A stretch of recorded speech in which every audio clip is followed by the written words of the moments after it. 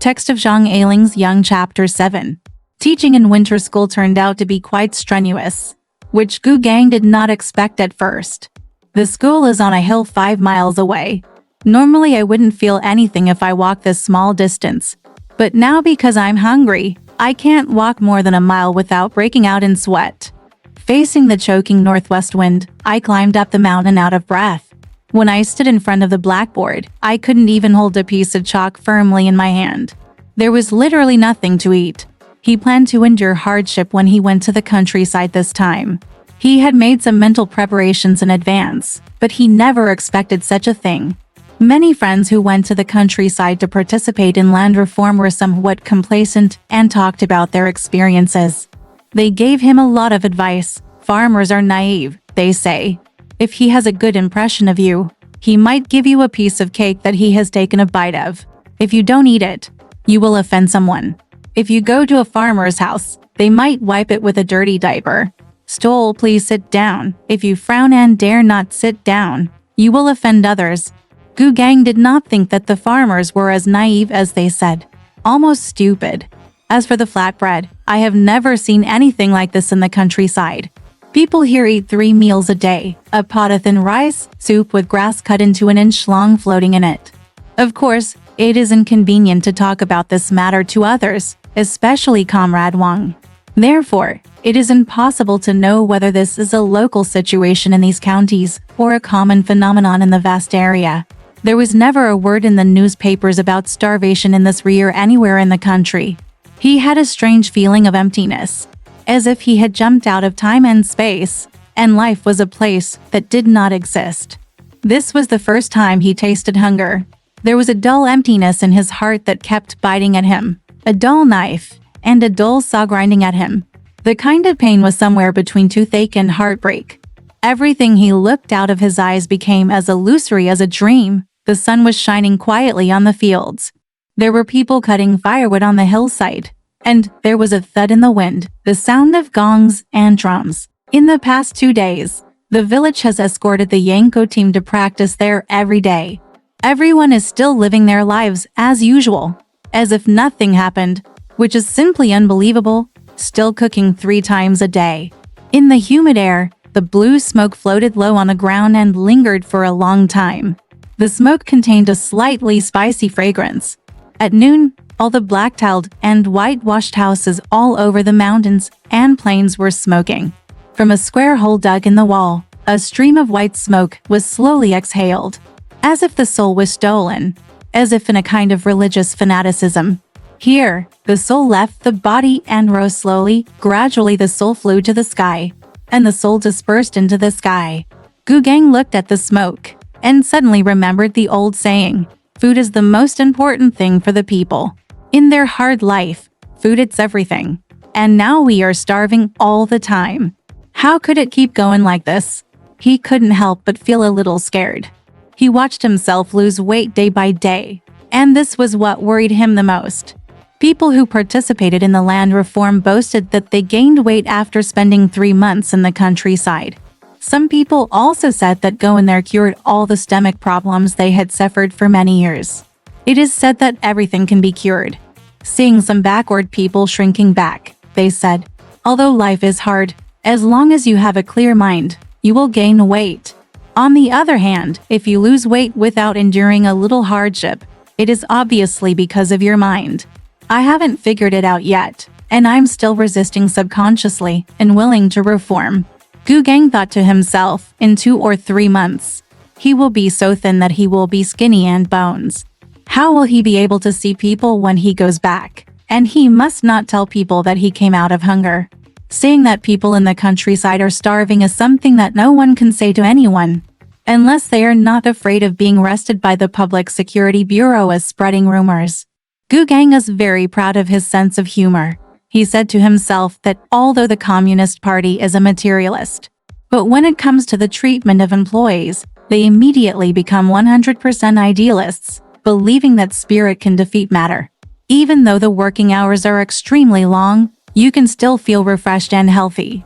Gu Gang couldn't help but smile bitterly when he thought of Bo Quangsheng's land reform campaign in the countryside, which had been widely publicized in newspapers. This beautiful Shaoxing opera actress has been suffering from lung disease for many years. This time she also signed up to participate in the land reform and wrote many letters to all her friends in the newspaper industry in the countryside. She said that since arriving in the countryside, she had worked hard and her health had improved greatly. She once made a conveyance for the Peasants' Association and went to a neighboring village to deliver a letter. She walked 30 miles through 2 feet of heavy snow and wore a pair of straw sandals. Now she can eat 3 large bowls of white rice in one meal. 20 pounds more weight. If there were 3 big bowls of rice here, Gu Gang thought he could eat it. There is always such a thought in my mind and I can't put it away for a moment, making it difficult to work with peace of mind. He wanted to collect some materials and add some rendering to show the prosperity of the countryside after the land reform. He always told himself that the situation at this time was probably a local phenomenon. Generally speaking, the standard of living in rural areas after land reform must have improved.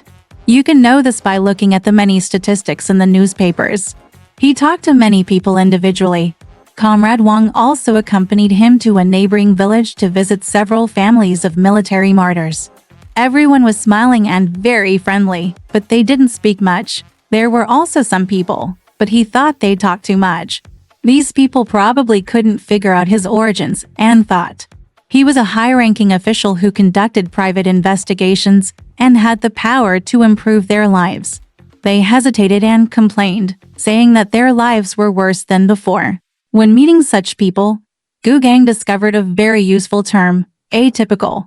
They are all individual phenomena and cannot represent the masses of the people. But among the countless atypical characters, trying to find 1 or 2 general typical characters is really as difficult as finding a needle in a haystack.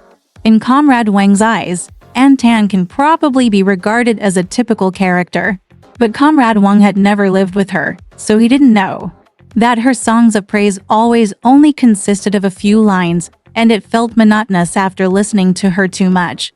Sometimes Gu Gang was almost suspicious of her. He also talked to Jin Zhen and Jin Zhen's wife. They were all shy, but Gu Gang still hoped that after they got to know him better, they might talk more.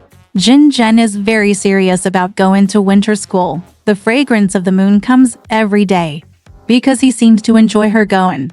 She was taught singing, and she could hum the tunes of those songs, such as The East is Red, Down with the American Wolf, etc.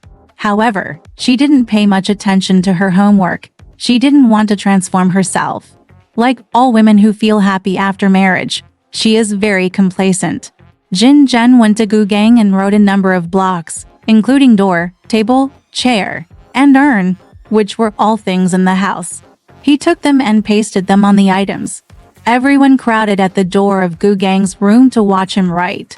Yu Xiang also came over, standing on tiptoes behind the person and looking round, putting an arm around Jin Yusao's neck.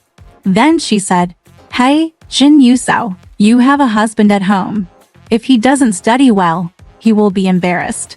She pushed Jin Yusao and ran away with a smile. Jin Yusao's face turned red and she smiled in embarrassment, because no one had ever told her a joke. Yu Xiang ran away, and Gu Gang also looked up with a smile. She can be lively and generous sometimes, he thought to himself. One day when he came back from a walk, he saw her washing clothes and hanging them to dry on a big tree. No bamboo poles were used, and there was no clamping. It was just hooked on the branches. I don't know what kind of evergreen tree it is, with densely dark green leaves. There were 2 children's shirts, made from peach-colored old floral fabrics. They were picked up on the highest branches and looked very pleasing to the eye. The tree looked like it was blooming with red flowers in the middle of winter. She is not tall, but looks very strong. Gu Gang couldn't help but think about how she would look like if she took off her cotton-padded jacket and pants in summer. Wearing these bloated cotton clothes, every woman looks like she is pregnant. The thick cotton trousers are folded on the stomach, pushing the cotton jacket out and holding it far away. "The winter here is colder than in Shanghai," he said. She agreed cheerfully. He sat down on a nearby boundary marker and asked her where she lived in Shanghai.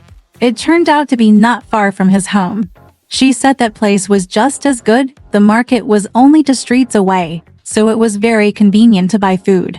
She seemed to talk a lot today, which was different from usual, and he felt very happy. As the conversation continued, she asked him how many people there were in his family, how many servants he had, whether he lived alone in a house or with others, and whether he had many relatives and friends in Shanghai.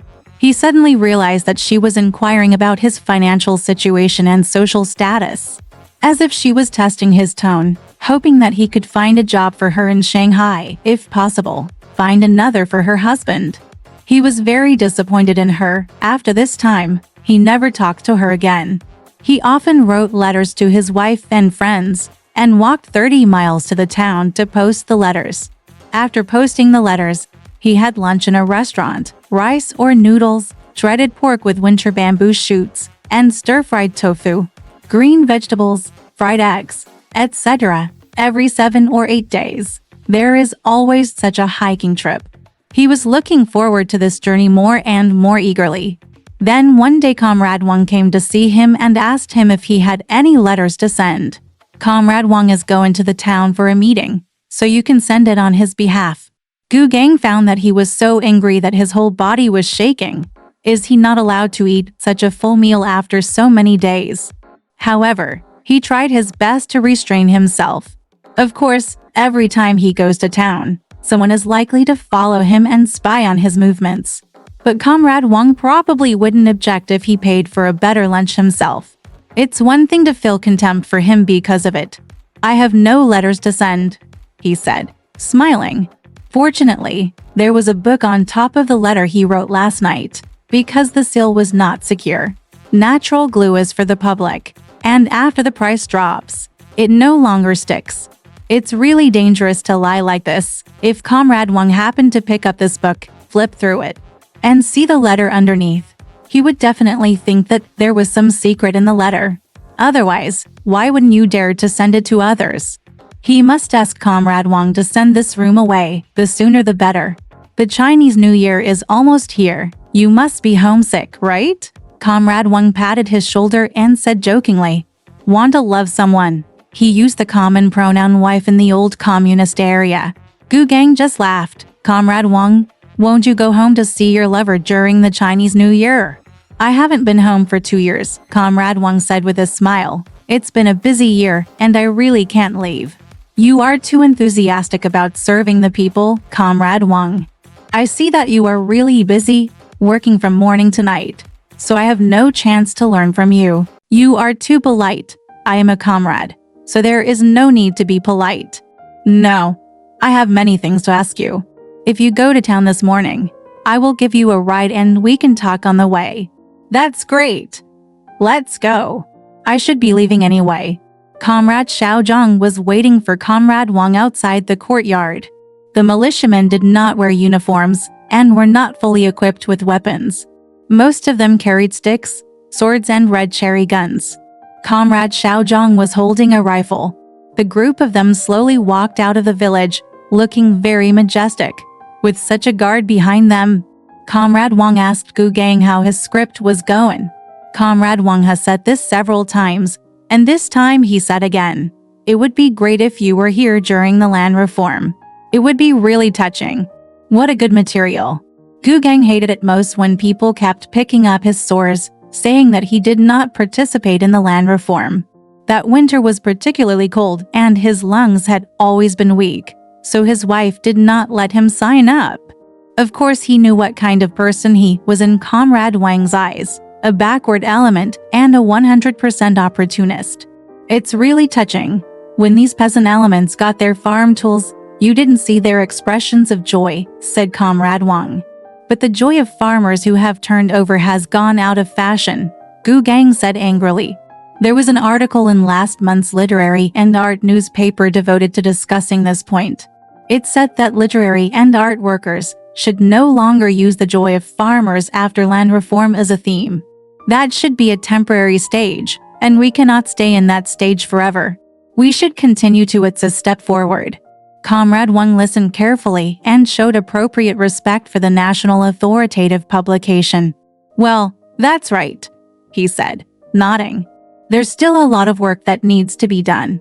The literary and art newspaper severely criticized the current ideological situation in the countryside. It said that the peasants who had been reborn only wanted to eat and drink, and they also dreamed of making a fortune.